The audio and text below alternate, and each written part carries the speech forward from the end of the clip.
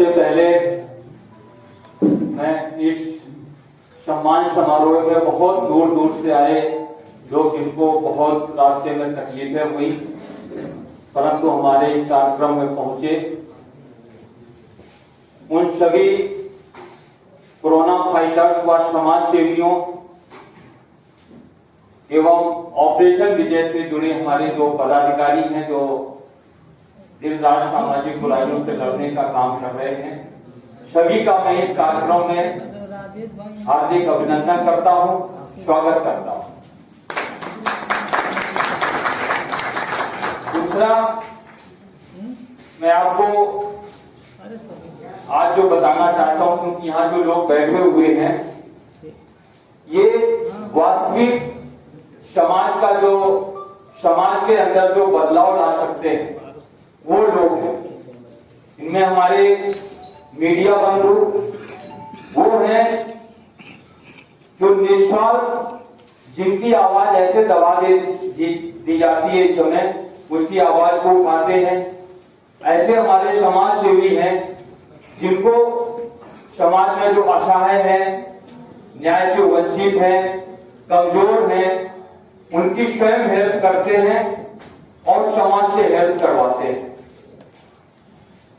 आज हम आपको बताएं कि ऑपरेशन विजय जो ये गैर राजनीतिक अभियान है, इसकी हमने शुरुआत जो की थी, हम देख रहे हैं कि हमारे समाज के अंदर जो सक्षम लोग हैं, जो समाज में परिवर्तन ला सकते हैं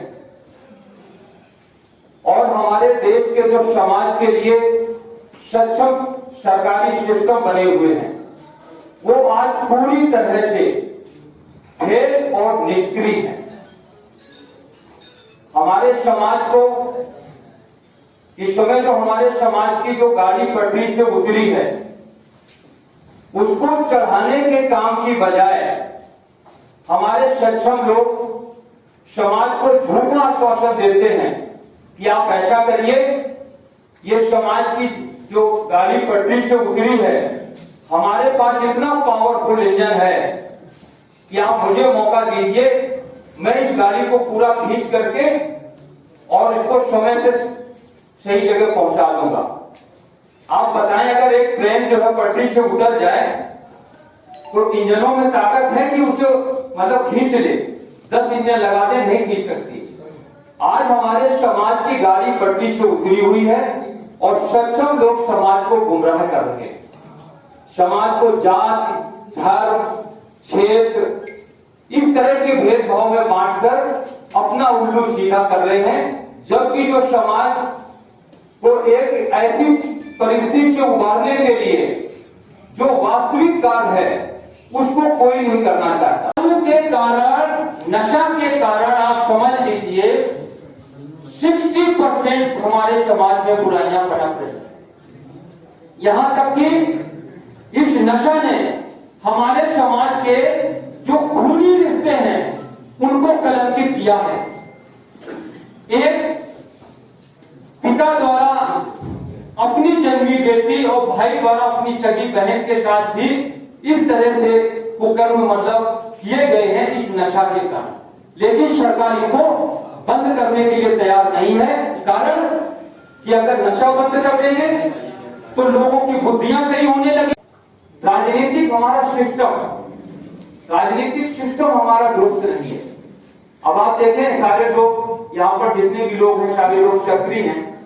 आपने देखा होगा कि अभी कई बार खबरें आई कि एक पुलिस अधीक्षक की अगर तैनाती होती है तो 80 लाख से लेकर के 1 करोड़ रुपए देकर के एक पुलिस अधीक्षक तैनात होता है। अब एक पुलिस अधीक्षक अगर 1 करोड़ देकर के तैनात होगा तो आप समझ लीजिए वो क्या कराएगा। नीचे सारे थाना अध्यक्ष सारे इनको यही बोलेगा कि 1 करोड़ जो हमने दिया है वो हमारा वापस करो। तो जब लोग जो है ये कहने लगते हैं, ऐसा नहीं है कि सारे सिस्टम के लोग, हमारे देश के अंदर सारे लोग पैदा हुए, चाहे वो आर्मी को हो, चाहे पुलिस को, तो अन्य विभागों में हो। ऐसा नहीं है कि आर्मी के लोग ईमानदार हो जाते हैं। ईमानदार इसलिए हो जाते हैं क्योंकि वहां का सिस्टम सही है और यहाँ का सिस्टम। अब आप अंदाज लगाएं कि 1 करोड़ कौन ले लेता है पुलिस अधीक्षक से। तो अब ऐसे सिस्टम में मैंने पुलिस की जो चर्चा की, इसका मतलब ये था कि हमारे बाकी जो विभाग है सरकारी, बहुत बड़ा करप्शन उनके अंदर थी, लेकिन पुलिस विभाग एक ऐसा है कि ये जो है हमारे भारतीय संविधान की रक्षा और आम जनता की सुरक्षा के लिए बना। आज हम आपको वास्तविक स्थिति बताएं समाज की कि हमारे जेलों के अंदर 80% लोग निर्दोष बंद किए जाते हैं। पुलिस ने जो सिस्टम बना के रखा है, किसी को पकड़ा अफीम लगा दी, किसी को पकड़ा तमंचा लगा दिया और सीधा उठाता कि एक बार आदमी ऐसा समाज में कहीं लड़खड़ाया तो दोबारा उसे सुधरने का मौका नहीं देते, क्योंकि समाज की जो हमारी गाड़ी पटरी से उतरी है उन्हें मालूम है कि हमें इतने लोगों को भी बंद करना है। तो उन्होंने कहा चल ऐसा देखो पहले कौन कौन बंद हुआ था, ले आओ फटा उनको उठा करके भेज दो। हमने जाकर के जेल के अंदर ये सर्वे किया कि 80% लोग जेल के अंदर पुलिस द्वारा निर्दोष बंद किए गए।